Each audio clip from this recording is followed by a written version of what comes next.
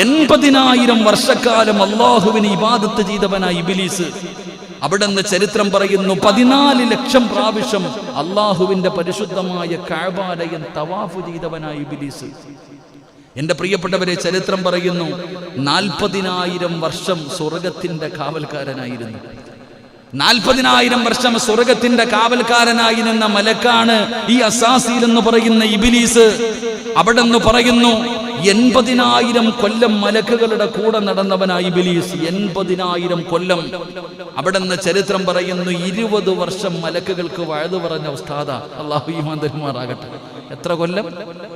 20 വർഷക്കാലം മലക്കുകളുടെ 80,000 വർഷം 40,000 വർഷം സ്വർഗത്തിന്റെ കാവൽക്കാരനായി നിന്നു.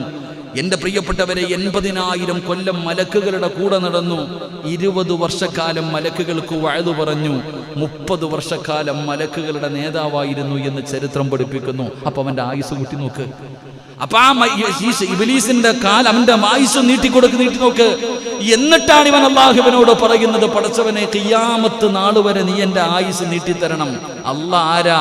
പടച്ചവൻ പറഞ്ഞു, നീ എടുത്തോടാ, എന്നാൽ എന്റെ അടിമകളിൽ ചിലരെ നിന്റെ മുന്നിൽ തോപ്പിക്കാൻ കഴിയില്ല, നീ തോക്കും.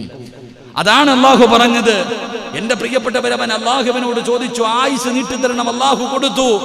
രണ്ടാമതായിട്ട് അല്ലാഹുവിന്റെ പ്രവാചകൻ പറയുകയാ, അവൻ അല്ലാഹുവിനോട് ചോദിക്കുന്നു, റബ്ബേ,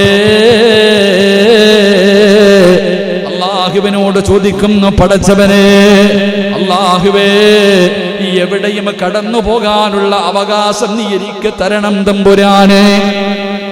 എവിടെയും കടന്നു പോകാനുള്ള സ്വാതന്ത്ര്യം എനിക്ക് തരണം തമ്പുരാനെ. എന്നെ നീ തടയാൻ പാടില്ല പടച്ചവന്. എന്റെ പ്രിയപ്പെട്ടവരെ, അല്ലാഹു അനുവാദം കൊടുത്തു.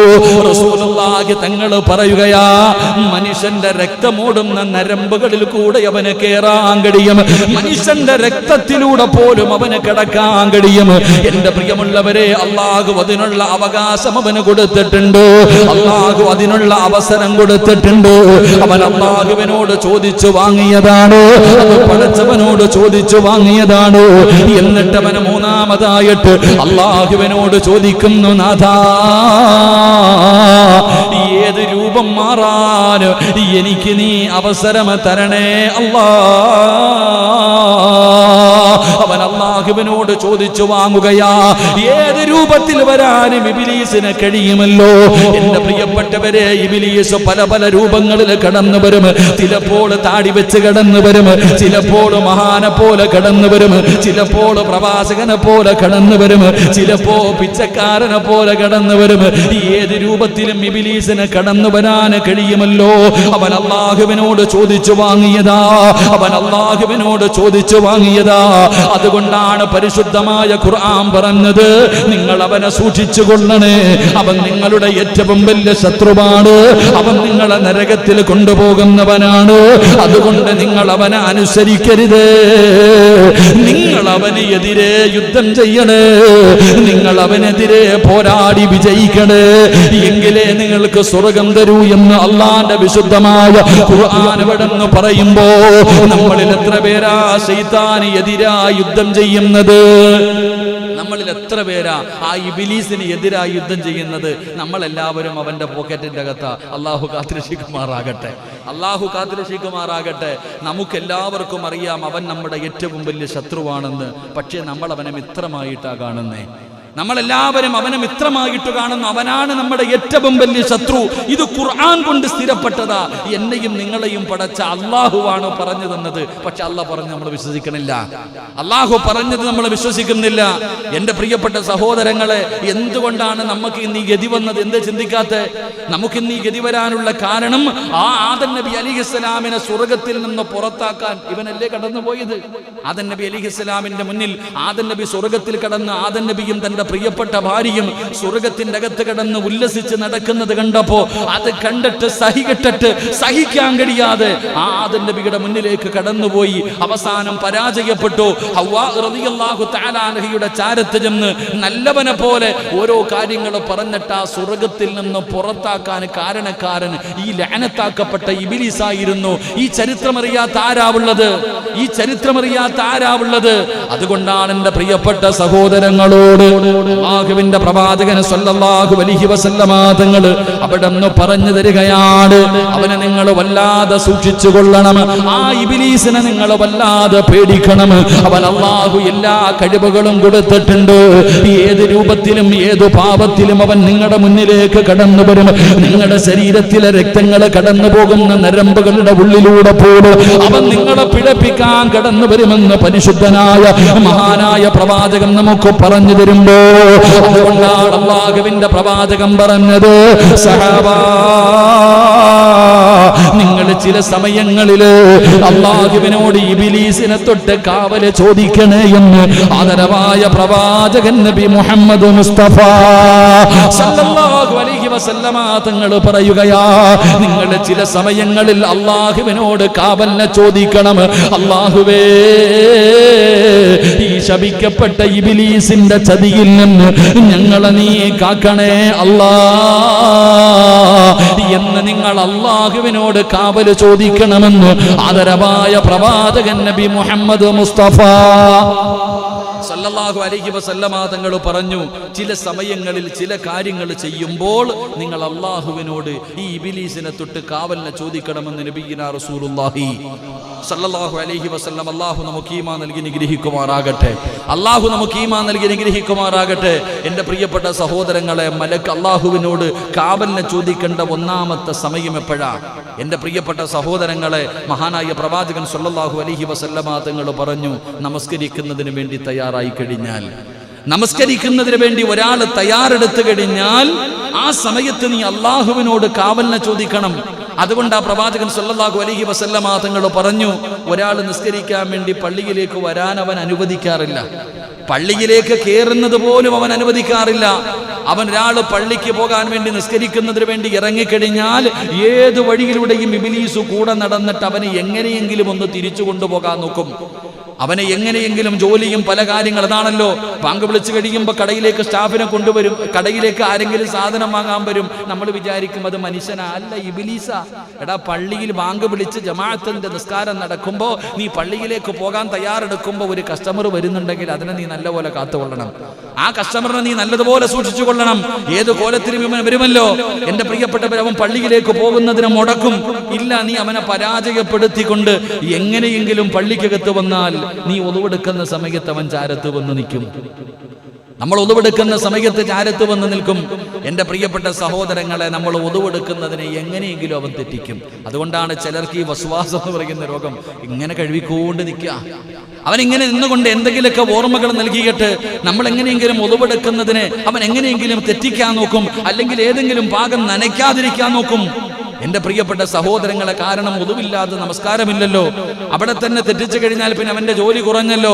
എൻ്റെ പ്രിയപ്പെട്ടവരെ, അവൻ അവിടെ നിന്ന് പിഴപ്പിക്കാൻ നോക്കും. ചിലപ്പോൾ അവിടെ നിന്ന് രക്ഷപ്പെട്ടുകൊണ്ട് പള്ളിക്കകത്ത് കയറിയിട്ട് കൈകെട്ടാൻ പള്ളിക്കകത്തോട്ട് കയറുമ്പോഴത്തേക്ക് ആരെങ്കിലും കൊണ്ടുവന്ന് പരസ്പരം സംസാരിപ്പിക്കും. അവിടെയും നഷ്ടപ്പെടുത്താനാ നോക്കണേ. അതല്ലെങ്കിൽ നമ്മൾ നിസ്കരിക്കാൻ വേണ്ടി വന്ന് കൈകെട്ടിക്കഴിഞ്ഞാൽ അവിടെയും വരും. 3 എന്നുള്ളത് 4, 4 എന്നുള്ളത് 5, റിക്കറുമില്ല, ഒന്നുമില്ല. അവസാനം അവിടെയും പിഴപ്പിക്കാൻ നോക്കും. അതുകൊണ്ട് പ്രവാചകൻ സല്ലല്ലാഹു അലൈഹി വസല്ലമ തങ്ങൾ പറഞ്ഞു, നിങ്ങൾ നിസ്കരിക്കാൻ പോകുമ്പോഴേ അല്ലാഹുവിനോട് പറയണം, അഊദു ബില്ലാഹി മിനശ് ശൈത്വാനിർ റജീം. ആ ശപിക്കപ്പെട്ടവനെ തൊട്ട് അല്ലാഹുവിനോട് നിങ്ങൾ കാവൽ ചോദിക്കണേ എന്ന് ആദരവായ പ്രവാചകൻ നബി മുഹമ്മദ് മുസ്തഫ സല്ലല്ലാഹു അലൈഹി വസല്ലമ തങ്ങൾ പറഞ്ഞു. വാങ്ക് വിളിച്ചു പള്ളിയിലേക്ക് നിസ്കരിക്കാൻ ഇറങ്ങുമ്പോ എന്തേ പറയേണ്ടത്? അല്ലാഹുവിനോട് അവിടുന്ന് പറഞ്ഞേക്കണം, അല്ലാഹുവേ, ഈ ശപിക്കപ്പെട്ടവന്റെ ചതിയിൽ നിന്ന് നീ ഞങ്ങളെ കാക്കണേ തമ്പുരാനെ, നിങ്ങൾ കാവൽ ചോദിക്കണേ എന്ന് നബി മുഹമ്മദ് മുസ്തഫ കാരണം നിസാരമായി തെള്ളിക്കളയേണ്ട ഒരു കാര്യമല്ല. നമസ്കരിച്ചിട്ട് നരകത്തിൽ പോകുന്നവരെ തൊട്ട് അല്ലാഹു നമ്മളെ കാത്തിരക്ഷിക്കുമാറാകട്ടെ. അല്ലാഹുവിന്റെ ഖുർആൻ വ്യക്തമായി പറയുന്നുണ്ട്. അല്ലാഹുവിന്റെ ഖുർആൻ വ്യക്തമായി പറയുന്നു, ബിസ്മില്ലാഹിർ റഹ്മാനിർ റഹീം, അറഅയ്തല്ലദീ യുകദ്ദിബു ബിദ്ദീൻ ഫദാലികല്ലദീ യദ്ഉൽ യതീം വലാ യഹുദ്ദു അലാ തുആമിൽ മിസ്കീൻ ഫവൈലുൽ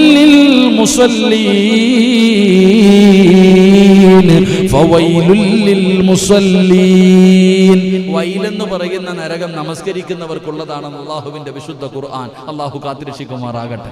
നിസ്കരിക്കാത്തവനല്ല വൈലെന്ന് പറയുന്ന നരകം, നമസ്കരിക്കുന്നവന്. അതുകൊണ്ട് ഇബ്ലീസ് നമ്മളെ പിഴപ്പിക്കും, ഇബ്ലീസ് നമ്മളെ കളിപ്പിക്കും. അതുകൊണ്ട് അള്ളാഹുവിനോട് കാവലിനെ ചോദിക്കേണ്ട ഒന്നാമത്തെ സ്ഥലം, നിസ്കരിക്കാൻ പോകുമ്പോ നീ അള്ളാഹുവിനോട് ഇബ്ലീസിനെ തൊട്ട് കാവലിനെ ചോദിക്കണേ എന്ന് നബി മുഹമ്മദ് മുസ്തഫ സല്ലല്ലാഹു അലൈഹി വസല്ലമ തങ്ങൾ പറയുമ്പോൾ രണ്ടാമത്തെ സമയമേതാ, ഫഇദാ ഖറഅത്തിൽ ഖുർആൻ ഫസ്തഇദു ബില്ലാഹി മിനശ് ശൈത്വാനിർ റജീം. ഖുർആൻ ഓതുന്ന സമയത്ത്, അല്ലാഹുവിന്റെ പരിശുദ്ധമായ ഖുർആൻ ഓതുമ്പോ എന്റെ പ്രിയപ്പെട്ട സഹോദരങ്ങളെ, നിങ്ങൾ അല്ലാഹുവിനോട് ശപിക്കപ്പെട്ട ഇബ്ലീസിനെ തൊട്ട് കാവലിനെ ചോദിക്കണേ. ഖുർആൻ ഓതുന്നത് പുണ്യമാണ്, ഖുർആൻ ഓതുന്നവർക്ക് സ്വർഗമുണ്ട്, ഖുർആൻ അനുസരിച്ച് ജീവിക്കുന്നവർക്ക് പ്രതിഫലമുണ്ട്. പക്ഷേ പരിശുദ്ധമായ ഖുർആൻ കയ്യിലെടുത്ത് വെച്ചിട്ട് അല്ലാഹുവേ അതിനെ ബഹുമാനിക്കാതിരുന്നാൽ, അതിനെ ആദരിക്കാതിരുന്നാൽ, ആ ഖുർആനും കയ്യിൽ വെച്ചുകൊണ്ട് സംസാരിക്കുന്നവരുണ്ടല്ലോ, അതിനെ പരിഗണിക്കാത്തവരുണ്ടല്ലോ, ഇത് അല്ലാഹുവിന്റെ കലാമാണെന്നുള്ള ചിന്തയില്ലാത്തവരുണ്ടല്ലോ, അത് കയ്യിൽ വെച്ചുകൊണ്ട് കളിക്കുന്നവരുണ്ടല്ലോ. നിനക്ക് നാശമാ സഹോദരാ. ഓതിയില്ലെങ്കിൽ ഓതിയില്ലെന്നേ ഉള്ളൂ. പരിശുദ്ധമായ ഖുർആൻ എടുത്ത് വെച്ചിട്ട് അതിനെ കളിയാക്കിയ, അതിനെ നീ അനാദരവ് കാണിച്ച, അതിലൂടെ പടച്ച റബ്ബിന്റെ നരകത്തിലേക്കാ നീ കടന്നു പോകുന്നത്. റസൂലുള്ളാഹി തങ്ങളാണ് പറഞ്ഞത്, ഖുർആൻ ഓതുന്നതിന്റെ ഇടയിൽ നീ സംസാരിക്കരുത്, ദുനിയാവിന്റെ കാര്യം പറയരുത്, ദുനിയാവിന്റെ കാര്യം പറയരുത്. നിനക്ക് എന്തെങ്കിലും സംസാരിക്കണമെന്നുണ്ടെങ്കിൽ സദഖല്ലാഹു മൗലാനൽ അദീം എന്ന് പറഞ്ഞ് ഖുർആൻ മടക്കി വെച്ചിട്ട് നീ സംസാരിക്കാൻ പാടുള്ളൂ. അല്ലാതെ ഖുർആൻ ഓതുന്നതിന്റെ ഇടയിൽ നീ സംസാരിച്ചാ നിന്റെ 40 വർഷത്തെ അമല് പൊളിഞ്ഞു പോയി വാപ്പാ. നീ 40 കൊല്ലം ചെയ്തത് മുഴുവനും നഷ്ടപ്പെട്ടു പോവുകയാണ്, നരകത്തിന്റെ അവകാശിയായി പോവുകയാണ്. അത് ശൈത്താന് വലിയ സന്തോഷമുള്ള കാര്യമാണ്. ആ ഖുർആനിന്റെ മഹത്വം നീ എന്തേ ചിന്തിക്കാത്തത്? ലൗ അൻസൽനാ ഹാദൽ ഖുർആന അലാ ജബലിൻ ലറഅയ്തഹു ഖാസിയം മുതസദ്ദിയം മിൻ ഖസിയത്തില്ലാഹ് വതിൽകൽ അംസാലു നദ്രിബുഹാ ലിന്നാസി ലഅല്ലഹും യതഫക്കറൂൻ. ആ ഖുർആനെങ്ങാനും ഒരു പർവ്വതത്തിന്റെ മുകളിലാണ് ഇറങ്ങിയതെങ്കിൽ പേടിച്ചിട്ട് ആ പർവ്വതം പോലും ധൂളികളായി പോകുമെന്ന് ഖുർആൻ പറയുമ്പോ, എന്റെ പ്രിയപ്പെട്ടവരെ, ഖുർആൻ എടുത്ത് ഓതാൻ തയ്യാറാകുമ്പോ നീ അല്ലാഹുവിനോട് അഊദു ബില്ലാഹി മിനശ് ശൈത്വാനിർ റജീം, നിങ്ങൾ അല്ലാഹുവിനോട് കാവൽ ചോദിക്കണേ എന്ന് ആദരവായ പ്രവാചകൻ നബി മുഹമ്മദ് മുസ്തഫ സല്ലല്ലാഹു അലൈഹി വസല്ലമ തങ്ങൾ പറയുമ്പോ, അല്ലാഹുവിനോട് ശപിക്കപ്പെട്ട ഇബ്ലീസിനെ തൊട്ട് കാവലിനെ ചോദിക്കേണ്ട മൂന്നാമത്തെ സ്ഥലം ഏതെന്നറിയുമോ? അത് ഖലായിലാ, അത് ടോയ്ലറ്റിലാ, അത് ബാത്റൂമിലാ. അതിനകത്തേക്ക് കേറുന്നതിന് മുമ്പേ അല്ലാഹുവിനോട് നീ കാവല് ചോദിച്ചിട്ടേ കേറാവൂ എന്ന് ആദരവായ പ്രവാചകൻ നബി മുഹമ്മദ് മുസ്തഫ സല്ലല്ലാഹു അലൈഹി വസല്ലമ തങ്ങൾ പറഞ്ഞു, ബാത്റൂമിൽ കയറുമ്പോ നീ അല്ലാഹുവിനോട് ശപിക്കപ്പെട്ട ശൈത്താൻ എന്താ ബാത്റൂമിൽ കയറുമ്പോഴുള്ള ദുആ എങ്ങനെയാ? അപ്പ ബാത്റൂമിൽ കയറുമ്പോഴുള്ള ദുആ എന്താ? വെടി കൊണ്ടതുപോലെ ഇരിക്കുവോ ഇല്ലേ? അപ്പൊ പിന്നെ എന്ത് പറഞ്ഞിട്ട് നിങ്ങളൊക്കെ കയറണേ? ബാത്റൂമിൽ കയറുമ്പോ പറയുന്ന ദുആ എന്താപ്പാ? എന്താ? ഔദു ബിക പറഞ്ഞങ്ങാതി അല്ലാഹു ശൈത്താനെ തൊട്ട് കാക്കണേന്ന്. എന്റെ പ്രിയപ്പെട്ട സഹോദരങ്ങളെ, ബാത്റൂമിൽ കയറുമ്പോ, കാരണം ബാത്റൂം എന്ന് പറയുന്നത് അവന്റെ വീടാ, ബാത്റൂം എന്ന് പറയുന്നത് ഇബ്ലീസിന്റെ വീടാ. ആദം നബി അലൈഹിസ്സലാമിനെ അല്ലാഹു സ്വർഗത്തിൽ നിന്ന് പുറത്താക്കിയപ്പോ ആദം നബി അല്ലാഹുവിനോട് ചോദിച്ചു, പടച്ചവനെ, ഞങ്ങളെപ്പോലും ഇവൻ പിഴപ്പിച്ച അല്ലാഹ് എന്നെപ്പോലും, എന്നെയും എന്റെ ഭാര്യയെപ്പോലും ഇവൻ പിഴപ്പിച്ചു, എങ്ങനെ അല്ലാഹ് എന്റെ മക്കളെ രക്ഷപ്പെടുന്നേ? അല്ല ഞങ്ങളെപ്പോലും പിഴപ്പിച്ചെങ്കിൽ ഞങ്ങളുടെ മക്കളെ പോലും വെറുതെ വിടത്തില്ലല്ലോ. അപ്പൊ അല്ലാഹു പറഞ്ഞു അത്രേ, ആദമേ, നിനക്ക് രക്ഷപ്പെടാൻ ഒരു വഴിയുണ്ട്. നിനക്കൊരു മകൻ ജനിക്കുമ്പോ അവനെ സംരക്ഷിക്കാൻ വേണ്ടി ഒരു മലക്കും ജനിക്കും. ഒരു മനുഷ്യൻ, ആദമേ, നിനക്കൊരു മകൻ ജനിച്ചാൽ ആ മകനെ സംരക്ഷിക്കുന്നതിന് വേണ്ടി കൂടെ ഒരു മലക്കിനെയും അല്ലാഹു സൃഷ്ടിക്കും. ഇബ്ലീസ് ചോദിച്ചു, അല്ലാഹ് എനിക്കില്ലേ? അല്ലാഹ് ആദമിന് മാത്രമേ ഉള്ളൂ. ആദമിന് മാത്രമേ മക്കളുള്ളൂ? ഇല്ലടാ, നിനക്കും ഉണ്ട്. നമ്മുടെ കൂടെ ഇബ്ലീസ്, നമ്മുടെ കൂടെ നമ്മളെ സംരക്ഷിക്കാൻ ഒരു മലക്കുമുണ്ട്, പിഴപ്പിക്കാൻ ഒരു ശൈത്താന്റെ മോനുമുണ്ട്. അള്ളാഹു കാത്തുരക്ഷിക്കുമാറാകട്ടെ, കാത്തുരക്ഷിക്കുമാറാകട്ടെ. തെളിവ് വേണോ? അള്ളാന്റെ പള്ളിയിൽ നിന്ന് വാങ്ക് വിളിക്കുമ്പോൾ മലക്ക് പറയും നിസ്കരിക്കാൻ പോകാം. ഇബ്ലീസിന്റെ മോൻ പറയും വേണ്ടടാ, കടയുണ്ടടാ, കച്ചവടം ഉണ്ടടാ. ശരിയല്ലേ? തന്നെ നമ്മുടെ കൂടെ ഒരു മലക്കുണ്ട്, ഒരു മനുഷ്യന് ഒരു ഇബ്ലീസിന്റെ മോനുണ്ട്. ആദം നബി അലൈഹിസ്സലാം പറഞ്ഞു, ആദം നബിയോട് പറയുമ്പോൾ അള്ളാഹുവിനോട് ഇബ്ലീസ് ചോദിക്കുക, പടച്ചവനെ, ആദമിനും മക്കൾക്കും ഒക്കെ താമസിക്കാൻ വീടുണ്ട്, എനിക്കും എൻ്റെ മക്കൾക്കും താമസിക്കാൻ വീടില്ല. അല്ലാ, നീ കക്കൂസ് എടുത്തോടാ താമസിക്കാൻ. നിനക്ക് നിന്റെ മക്കൾക്ക് താമസിക്കാൻ, ആദമിന്റെ മക്കൾക്ക് താമസിക്കാൻ വീടുണ്ട്, നിനക്ക് താമസിക്കാൻ ബാത്റൂം ഉണ്ട്, നീ എടുത്തോ. അവിടെ ഇബ്ലീസ് അല്ലാഹുവിനോട് ചോദിച്ചു, പടച്ചവനെ, ആദമിന്റെ മക്കളെ മുഴുവനും വിളിച്ചുകൂട്ടാൻ ബാങ്ക് വിളിക്കും, ഞാനും മക്കളും എങ്ങനെ കൂടാനാ? അപ്പൊ പറഞ്ഞു, സംഗീതമാണ് നിന്റെ ബാങ്ക്, എടുത്തോളാൻ. അതാ പാട്ട് പാടുമ്പോ ഗാനമേളയ്ക്കൊക്കെ ആള് കൂടുന്നത്. ആദം നബി ഇബ്ലീസ് അല്ലാഹുവിനോട് ചോദിച്ചു, പടച്ചവനെ, ആദമിന്റെ മക്കൾക്ക് മുഴുവനും ഒരുമിച്ച് കൂടാൻ പള്ളിയുണ്ട് ഇല്ലേ? വെള്ളിയാഴ്ച പള്ളി കൂടില്ലേ? ആദമിന്റെ മക്കളെ മുഴുവനും നീ പള്ളിയിൽ ഒരുമിച്ച് കൂടും, ഞാനും എൻ്റെ മക്കളും ഇവിടെ ഒരുമിച്ച് കൂടും. അള്ളാഹു പറഞ്ഞു, നീ മാർക്കറ്റിൽ പോയി കൂടിക്കൊള്ളാൻ. അള്ളാഹു ഈമാൻ തരുമാറാകട്ടെ. ആദമിന്റെ മക്കൾ എവിടെ കൂടുന്നേ? ആദമിന്റെ മക്കളും പള്ളിയിൽ കൂടുമ്പോ ശൈത്താനും അവന്റെ മക്കളും ഒരുമിച്ച് കൂടുന്ന സ്ഥലം മാർക്കറ്റാണ്. അവിടെയാണ് ചർച്ചകൾ പലതും നടക്കുന്നത്. അള്ളാഹു നമുക്ക് ഈമാൻ നൽകുമാറാകട്ടെ. എൻ്റെ പ്രിയപ്പെട്ട സഹോദരങ്ങളെ, ഇബ്ലീസ് അള്ളാഹുവിനോട് ചോദിച്ചു, പടച്ചവനെ, ആദമിന്റെ മക്കളെ നേരെയാക്കാൻ പ്രവാചകന്മാര് വരും, എനിക്ക് പ്രവാചകന്മാരൊന്നുമില്ലേ? നിന്റെ പ്രവാചകന്മാര് ജ്യോത്സ്യന്മാരാണെന്ന് നബി മുഹമ്മദ് മുസ്തഫ. അല്ലേ? ഇബ്ലീസല്ലേ ജ്യോത്സ്യന്മാർക്ക് അറിയിച്ചു കൊടുക്കുന്ന ശൈത്താനുകളുണ്ട്. കാര്യങ്ങൾ വന്ന് പറഞ്ഞു കൊടുക്കണം. ചില ആൾക്കാർ കളം വരച്ചിട്ട് ഇങ്ങോട്ട് കറക്കണൊക്കെ ഏതാ അവിടെ നിന്ന് വന്ന മഹാന്മാർ ഇബ്ലീസുകൾ വന്ന് പറഞ്ഞു കൊടുക്കുക പല കാര്യങ്ങളും. എൻ്റെ പ്രിയപ്പെട്ട സഹോദരങ്ങൾ, അങ്ങനെ ഓരോന്നായി അള്ളാഹുവിൻ്റെ അടുക്കൽ നിന്ന് എണ്ണി ചോദിച്ചിട്ടാണ് ഇബ്ലീസ് ഇങ്ങോട്ട് കടന്നു വന്നത്. അപ്പൊ ഞാൻ പറഞ്ഞു വന്നത്, നമ്മൾ ബാത്റൂമിൻ്റെ അകത്തേക്ക് കയറുമ്പോൾ ആ കയറുന്നതിന് മുമ്പേ തന്നെ നിങ്ങൾ അള്ളാഹുവിനോട് കാവലിനെ ചോദിക്കണേ എന്ന് ആദരവായ പ്രവാചകൻ നബി മുഹമ്മദ് മുസ്തഫ. കാരണം വസ്വാസ് എന്ന് പറയുന്ന രോഗം പിടിപെടുന്നത് ബാത്റൂമിൽ നിന്ന്. വസ്വാസ് എന്ന് പറയുന്ന രോഗം, എൻ്റെ പ്രിയപ്പെട്ടവരെ, ആദ്യം ഒളിവെടുക്കുന്ന വിഷയങ്ങളിൽ ചില കാര്യങ്ങളിൽ വസ്വാസ് തുടങ്ങും. പിന്നെ ഓരോന്നായി തുടങ്ങി നിസ്കാരത്തിൽ വരും. പിന്നെ അവസാനം അള്ളാഹു ഉണ്ടോ ഇല്ലേ എന്ന് വരെ സംശയിക്കുന്ന അവസ്ഥ. അള്ളാഹു കാത്തിരക്ഷിക്കുമാറാകട്ടെ. ഈ വസ്വാസ് എന്ന് പറയുന്ന രോഗമുള്ളവർ, അവർക്ക് ചെയ്യാനുള്ള മരുന്നുകളുണ്ട്. വസ്വാസ് എന്ന് പറയുന്ന രോഗം, ആ രോഗത്തിൽ നിന്ന് രക്ഷപ്പെടാൻ, ശൈത്താന്റെ ശർറിൽ നിന്ന് രക്ഷപ്പെടാൻ അള്ളാഹുവിന്റെ പ്രവാചകൻ സ്വല്ലല്ലാഹു അലൈഹി വസല്ലമ തങ്ങൾ പറഞ്ഞു തന്ന ചില മരുന്നുകളുണ്ട്. ശൈത്താനെ പരാജയപ്പെടുത്താനുള്ള മരുന്ന് എന്തെന്നറിയുമോ?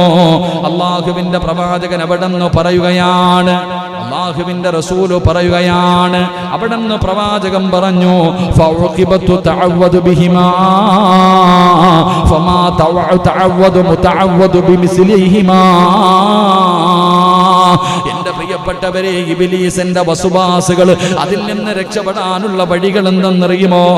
അള്ളാഹുവിന്റെ പ്രവാചകനെ തൊട്ട് മഹാനായ ഉഖബത്ത് ഇബ്നു ആമിർ റളിയല്ലാഹു തആല അൻഹു പറയുകയാണ്, അല്ലാഹുവിനോട് ഇഖ്ലാസും മുഅവ്വദതൈനി, ഖുൽ ഹുവല്ലാഹു അഹദ്, ഖുൽ അഊദു ബിറബ്ബിൽ ഫലക്, ഖുൽ അഊദു ബിറബ്ബിൻ നാസ്, ഈ 3 സൂറത്തുകൾ കൊണ്ട് കാവലിനെ ചോദിക്കണമെന്ന് മഹാനായ നബി മുഹമ്മദ് മുസ്തഫ സ്വല്ലല്ലാഹു അലൈഹി വസല്ലമ തങ്ങൾ ഖുൽ അഊദു ബിറബ്ബിൻ നാസ് മലിക്കിൻ നാസ് ഇലാഹിൻ നാസ് മിൻ ശർരിൽ വസ്വാസിൽ ഖന്നാസ്. എന്റെ പ്രിയപ്പെട്ടവരെ, നിങ്ങൾ അല്ലാഹുവിനോട് ഈ സൂറത്ത് ഓതിയിട്ട് കാവലിനെ ചോദിക്കണേ.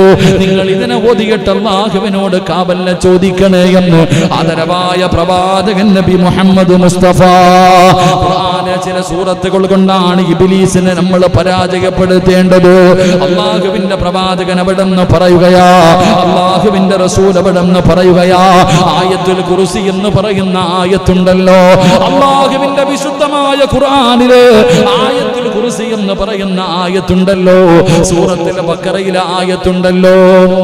ശൈത്താനിന്റെ വസ്വാസിൽ നിന്ന്, അവന്റെ ഉപദ്രവത്തിൽ നിന്ന് രക്ഷപ്പെടാനുള്ള സൂറത്താണ് ഖുൽ ഹുവല്ലാഹു അഹദ്, ഖുൽ അഊദു ബിറബ്ബിൽ ഫലക്, ഖുൽ അഊദു ബിറബ്ബിൻ നാസ്. ഈ 3 സൂറത്തുകൾ നീ അധികമായിട്ട് ഓതണേ എന്ന് നബി മുഹമ്മദ് മുസ്തഫ സല്ലല്ലാഹു അലൈഹി വസല്ലം. അള്ളാഹു നമുക്ക് ഈമാൻ നൽകി അനുഗ്രഹിക്കുമാറാകട്ടെ.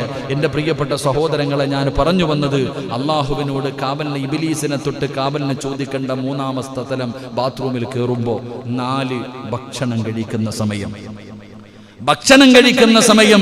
അള്ളാഹുവിന്റെ പ്രവാചകൻ സല്ലല്ലാഹു അലൈഹി വസല്ലമ തങ്ങൾ പറഞ്ഞു, നിങ്ങൾ അള്ളാഹുവിനോട് കാവലിനെ ചോദിക്കണം. കാരണം ബിസ്മി പറയാതെ ഭക്ഷണം കഴിച്ചാൽ ആ പാത്രത്തിൽ ഇബ്ലീസ് വന്ന് കൈയിട്ട് വാരി തിന്നുമെന്ന് നബിയുനാ റസൂലുള്ളാഹി.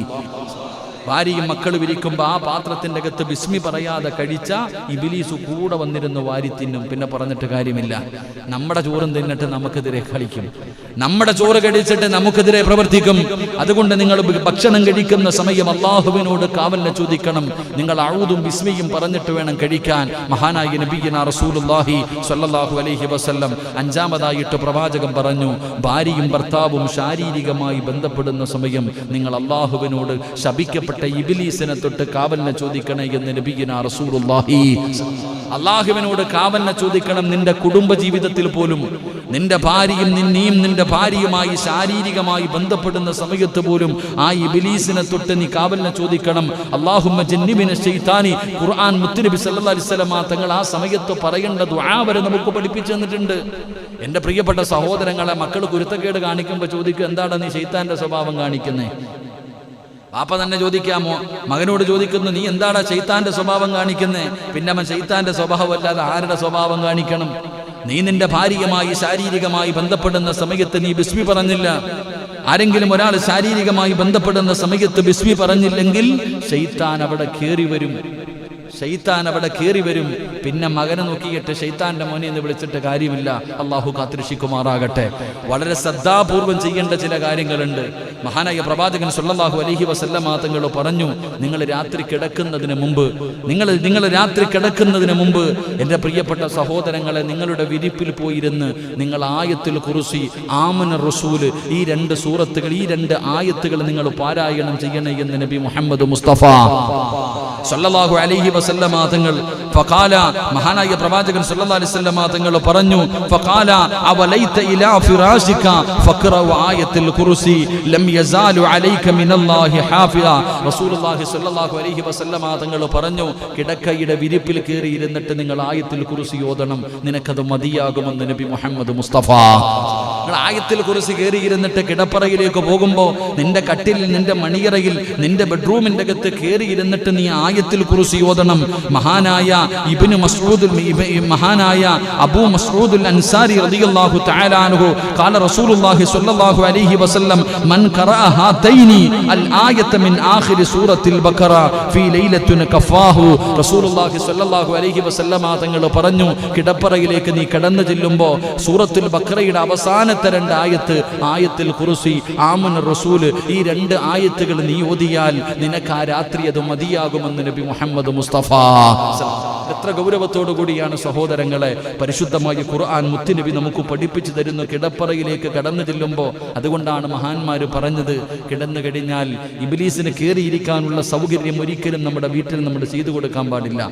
എൻ്റെ പ്രിയപ്പെട്ട സഹോദരിമാർ, നമ്മളുടെ ഭാര്യമാരോട് നമ്മൾ പറഞ്ഞു കൊടുക്കണം, എൻ്റെ പ്രിയപ്പെട്ട സഹോദരങ്ങളെ, കിടന്നിട്ട് എഴുന്നേറ്റ് കഴിഞ്ഞാൽ കിടക്കപ്പാ മടക്കി വെക്കണം.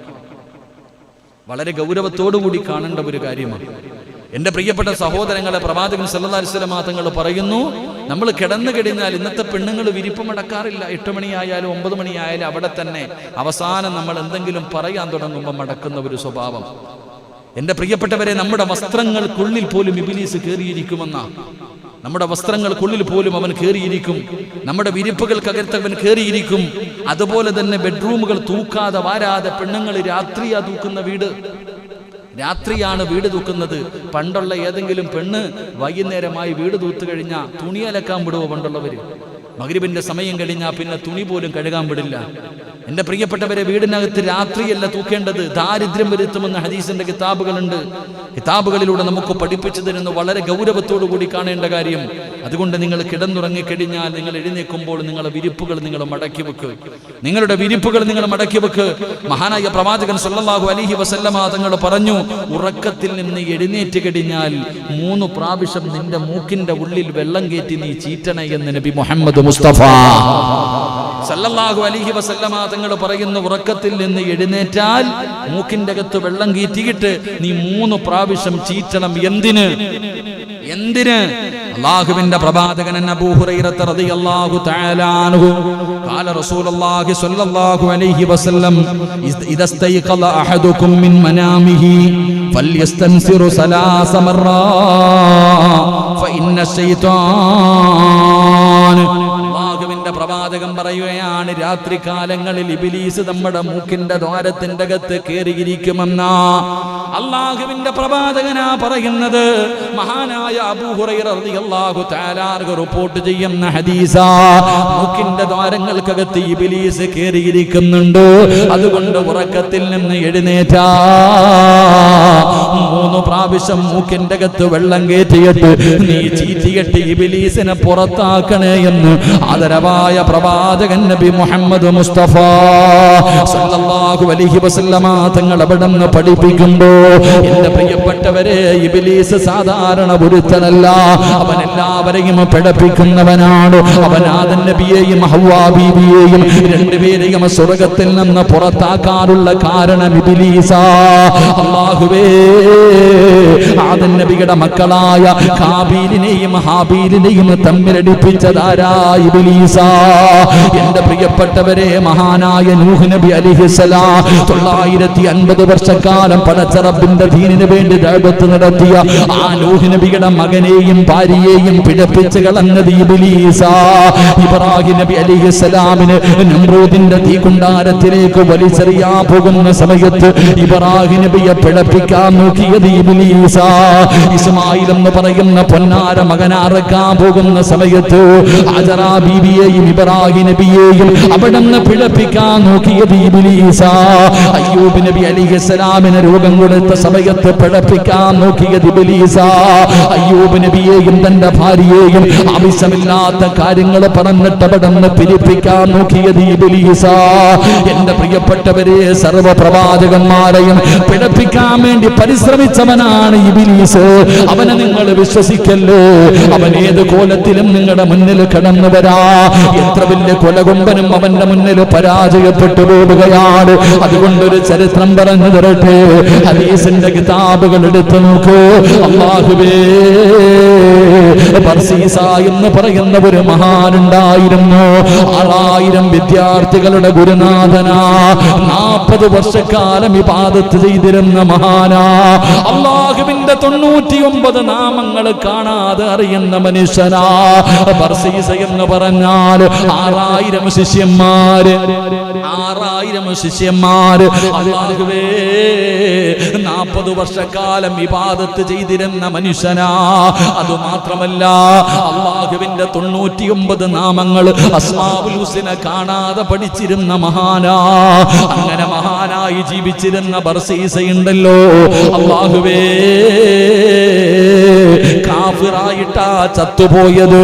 അവിടുന്ന് കാഫിറായിട്ടാ ചത്തുപോയത്. അതിന്റെ കാരണം എന്തെന്നറിയോ? ബർസീസയുടെ ബർസീസ ഒറ്റയ്ക്കിരുന്ന് ഇബാദത്ത് ചെയ്യുന്ന വീടുണ്ടല്ലോ, ആ കൂടാരത്തിന്റെ മുന്നിൽ ഒരു വലിയ മഹാനിന്റെ രൂപത്തിലാണ് ഇബ്ലീസ് കടന്നു പോയത്. ഒരു ആബിദായ മനുഷ്യന്റെ രൂപത്തില് അതാ ബർസീസയോട് ചോദിക്കുകയാ, എനിക്ക് ഇബാദത്ത് ചെയ്യാൻ ഒരൽപ്പം സ്ഥലം തരുമോ? എനിക്ക് ഇബാദത്ത് ചെയ്യാൻ ഒരൽപ്പം സ്ഥലം തരുമോ? ബർസീസ അനുവാദം കൊടുത്തു. ഇബ്ലീസ് രാവും പകലും നിന്ന് ഇബാദത്താ. അല്ലാഹുവേ, ബർസീസ നോക്കുമ്പോ ഭക്ഷണം കഴിക്കുന്നില്ല, വെള്ളം കുടിക്കുന്നില്ല, ഉറങ്ങുന്നില്ല, ഒരു മിനിറ്റ് പോലും റെസ്റ്റ് എടുക്കുന്നില്ല. 24 മണിക്കൂറും രാവും പകലും ഇബാദത്താ.